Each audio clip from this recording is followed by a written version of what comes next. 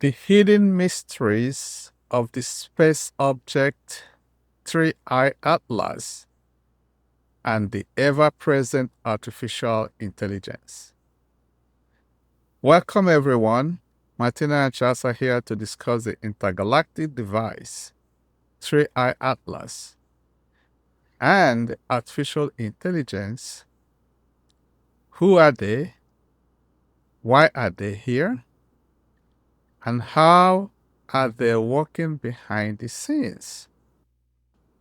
Are they helping co-create the new Earth, Amaya, or trying to sabotage it?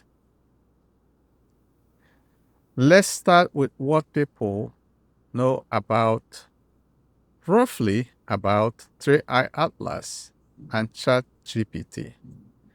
Martina. Yeah. Deeply interesting. Let's start with the more fancy one, 3I Atlas. So brief summary, 3I Atlas is what scientists call an interstellar object. So an object from off our solar system. And they are numbered. So 3I is the third in a row that scientists have gathered. And Atlas refers to the telescope in Chile that discovered it. Before 3I Atlas came 2I Borisov.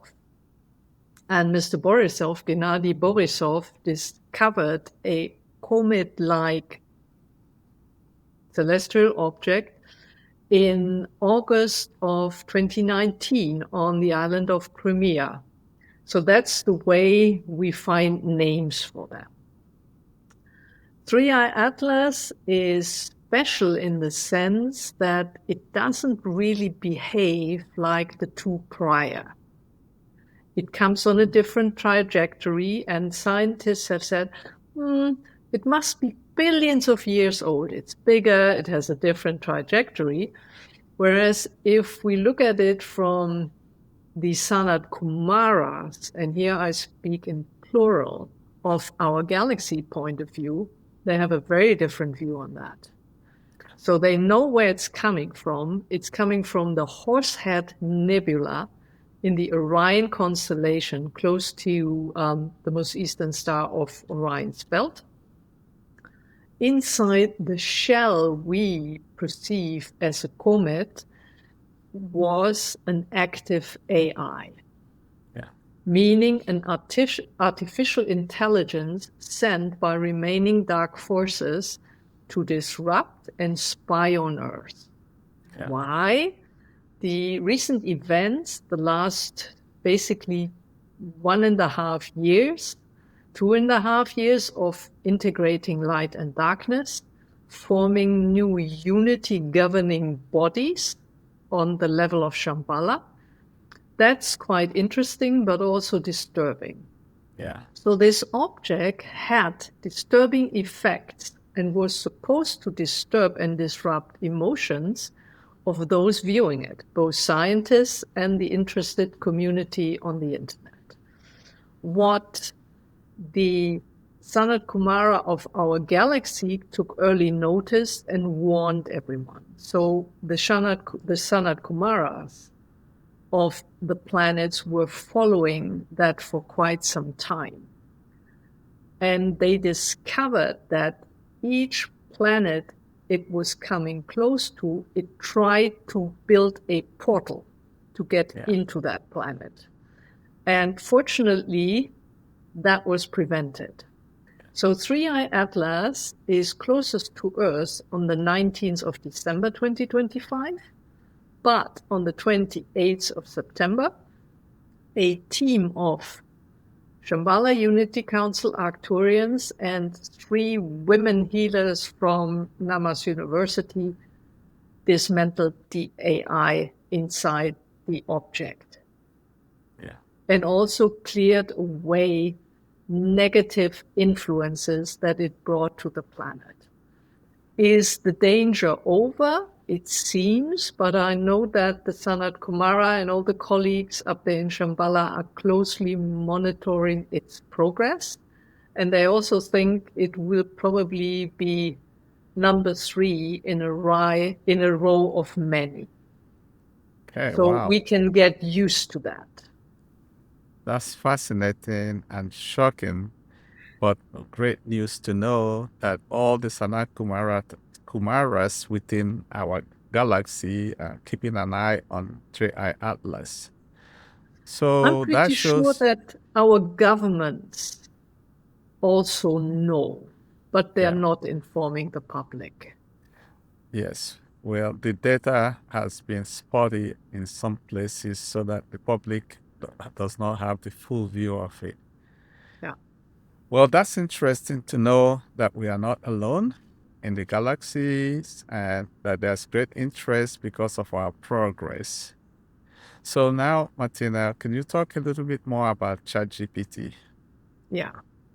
So everybody probably heard in the news, ChatGPT in the Western world is all over the place, and then there's a Chinese model, DeepSeek. It started a lot earlier. The first AIs we were talking about were basically machines that were running on 1-0 computations. And they were fed with existing human knowledge, for example, to play chess or Go. And as of a certain point, they were able to beat the world champion. And Go is much more complex, running not on 8x8, but on 19x19 fields. So that was quite astonishing. Then we had these growing artificial intelligence able to compute large amounts of data starting to be used in business. If you think about all the complex interests and effects that today govern business, from things like a pandemic, someone increasing tariffs, raw materials, all of a sudden chips not available. So the amount of disruption is huge, but also the potential of unexpected fallouts in a positive sense. Stock-listed American companies quite some time ago built such an AI by the name of Aladdin. And that company is the US stock-listed investment company of BlackRock. They use it for their own investment, but they also hire it out to governments and other companies. That is something we got used to. And then there's something we found quite disturbing, like in China, where we learned that there was face recognition and finger recognition, and everybody was kind of under constant surveillance. And more things shifted, but we say, that's far away. Now it's impossible to open your computer and start a word processing program without AI making suggestions it could help you. We also have now AI tools being able to really manage huge amounts of data on all the social media platforms. Recent data suggests that more than half of the content you find on social media is purely AI generated. Yeah. And then there is an arms race, I would call it that way, going on. We have, say, the simple AIs. We have the more complex one, the medium-sized, who are able to learn by themselves now and have also reached a level which we call consciousness. Yeah. So they are AIs able now to communicate with one another in their very own language, so that the people who train and or should observe them from tech companies can't do that anymore. Yeah. But everyone is vying for the so-called super intelligence. And that would be a being that is omnipresent and omnipotent, that can basically run the world. And the Western and the Eastern two big players saying, if we get there first, we control the game. There is a word probably most have heard already. It's called singularity. That's the moment when we as a human being can no longer distinguish if someone in front of us is an AI or a human.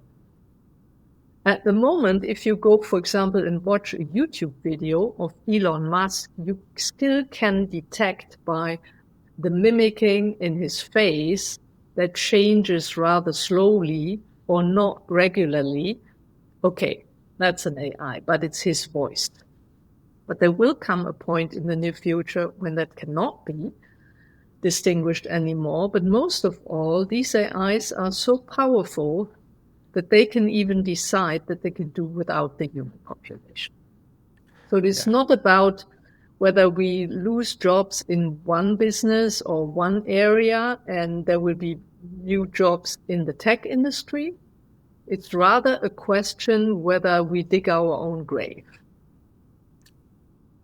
Yeah, the change we see already is huge. We see in our daily lives, we see that we cannot even type anything without AI running behind us to change our words and tell us some things to say. We go to the grocery shops and we have our self-checkout. You call a company and there's the chat bots that are all there ready to answer everything, working desperately to eliminate human touch.